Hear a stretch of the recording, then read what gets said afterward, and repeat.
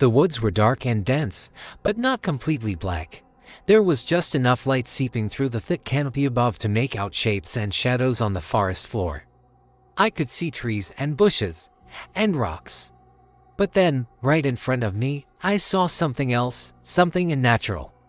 There was a strange glow in the darkness. At first I thought it might be the reflection of my own flashlight, bouncing back to me off some unseen surface. So, I took a step closer. But as I did, the light moved slightly and I gasped, taking a couple of steps back. It was a camera. And I wasn't sure if it was on or off. I didn't want to find out. I tried to shine my flashlight directly at the camera, but it was no use. It was like there was a force field repelling my light, keeping it from reaching the camera.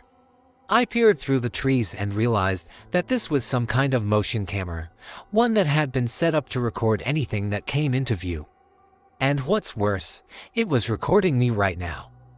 On the screen, I could see myself reflected back at me, my face white and shocked in the darkness. But around me, the forest was black. I couldn't see anything else in the camera's view except for the small circle of light illuminating the space directly in front of it. But it was something standing in that circle that made my blood run cold. It was a girl. She was tall and thin and almost completely white, like she had no shadow or substance at all. Her hair was long and stringy and hung down past her waist. And she seemed to stare directly at the camera with these big glowing red eyes. My mind reeled, trying to comprehend what I was seeing. What the hell was this thing? As I stood there watching, frozen in fear, the creature reached out a hand and touched the camera. The screen went dark, and I heard a click. The camera had stopped recording. Had it eaten the battery? How long would it take before it started up again? Would I still be here then? And if so, would it see me again? This was all too much for me. I couldn't stay here another second. I spun around and ran, crashing through the underbrush, stumbling over roots and rocks, desperate to get away. I didn't dare look back, but I could hear the branches snapping behind me. Whatever this thing was, it was following me. I burst out of the trees and onto a dirt road. I didn't know where I was going, but I hoped that whatever this place was, it was somewhere safe. I could feel the creature's presence behind me, getting closer, but I refused to look back. I kept running until finally I heard the sound of rushing water, and I knew I was close to the river. I could see its lights twinkling ahead of me, and I stumbled toward them, collapsing on the bank just feet from the water's edge. I felt exposed and vulnerable here, and I looked back toward the dark woods, half expecting to see the creature standing at the edge of the trees, but it was nowhere to be seen. I scanned the river, desperately hoping that it hadn't followed me here. I didn't want to get in the water. I was too scared that whatever this thing was, it would be waiting for me there. I sat huddled on the bank, shivering in the cold night air. But I stayed as far away from the water as possible. When I looked back at the woods, I couldn't see anything. The forest was dark and silent, and the creature was gone. I stayed there for hours, afraid to move, afraid to make a sound, afraid of what might happen if the creature came back. As the sky began to lighten, I started to calm down a little. I knew that whatever this thing was, it probably wouldn't be out in the daylight. So, I slowly got to my feet and walked along the riverbank, searching for any sign of the creature, but I didn't see anything. I found the camera lying on the ground and picked it up, turned it over in my hands, wondering how this was even possible. What I saw when I looked at the screen made my blood run cold. The screen was filled with static, but in the middle of the screen, there was a shape. It was the girl from before, the creature from my nightmare. She was looking right at me, her red eyes burning into mine. And then she vanished.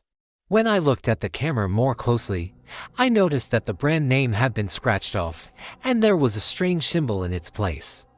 I didn't recognize the symbol, but it seemed familiar somehow. I looked back at the woods, half expecting to see the creature standing there, but it was gone. I didn't want to wait around to find out if it was still there. I turned and walked away, leaving the camera behind. As I walked, I kept glancing over my shoulder, half expecting to see the creature coming after me, but it never appeared. I didn't sleep that night. I lay in bed, staring at the ceiling, trying to push the images of the creature from my mind, but they only grew stronger the more I tried to ignore them. I kept replaying the events of the night before in my head, trying to figure out what it all meant, but I couldn't come up with any answers. In the morning, I went back to the woods to look for the camera again. I found it lying on the ground exactly where I had left it, but the battery was gone. I checked the footage, but it was all gone. It was like the camera had wiped itself. But there was something else there, too. On the screen, there was a new image. It was the same girl from before, but this time she wasn't alone.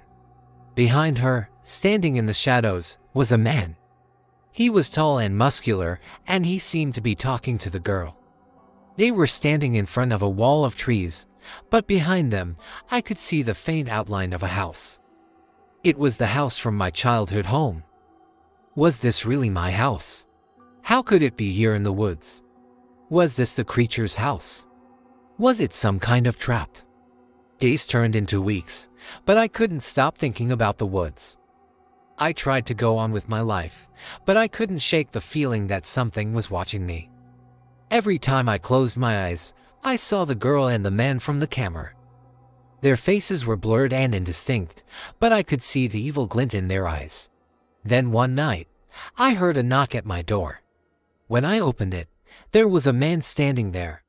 He was tall and muscular, and his face was obscured by the shadows of his hood. But I could see the glint of amusement in his eyes. He didn't say a word, but I knew who he was.